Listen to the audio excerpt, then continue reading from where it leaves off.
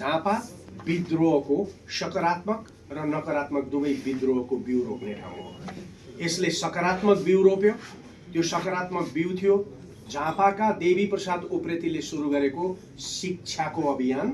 र समाजको अन्धविश्वास र छुवाछुत र जातपातका बीच विरुद्धको आन्दोलन। त्यो आन्दोलन सकारात्मक थियो र झापा चेतनाको एउटा सम्भाग बन्यो। त्यति बेला झापामा हिंसात्मक आन्दोलन वा हिंसात्मक विद्रोह पनि सुरु भयो त्यहाँका जमिनदारहरूको विरुद्धमा त्यति बेला, र त्यो थियो 2028 सालको आन्दोलन। चाहे सकारात्मक होस् चाहे नकारात्मक होस्, विद्रोहको बिउ झापामा रोपिएको छ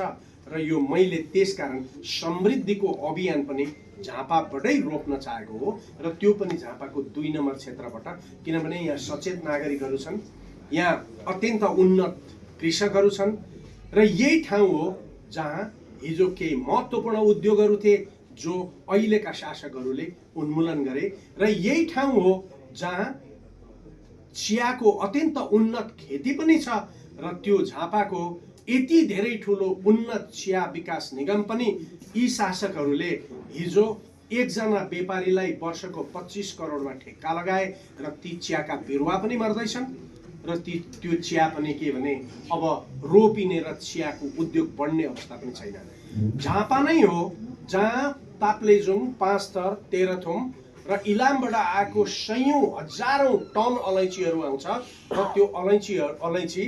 बुधबारेमा प्रवेश गरेर एकैचोटि वीरगञ्ज पुग्दै इन्डिया पुग्छ, जबकि त्यो अलैँचीलाई प्रशोधन गर्ने भने 10 वटा कारखाना चल्न सक्छन् र 10 वटा कारखानामा 50औं हजार मजदुरहरूले काम गर्न पाउँछन्। माथिबाट आएको अदुवा, माथिबाट आएको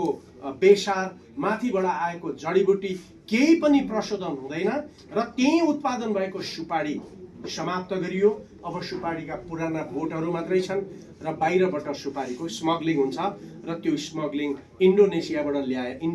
ल्याएर अनि फेरि के भन्दाखेरि इन्डियातिर स्मग्लिङ गर्ने एउटा ठुलो काला बजार पनि विकास भएको छ। सुपारी किसानहरू पनि अत्यन्तै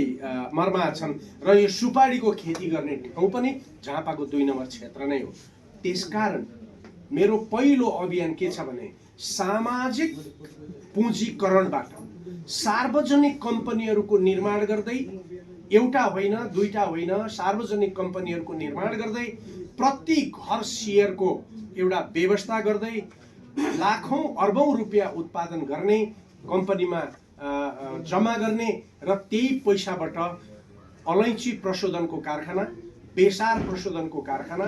अनि अदुवा प्रशोधनको कारखाना, बाँस प्रशोधनबाट कपडा र चीनमा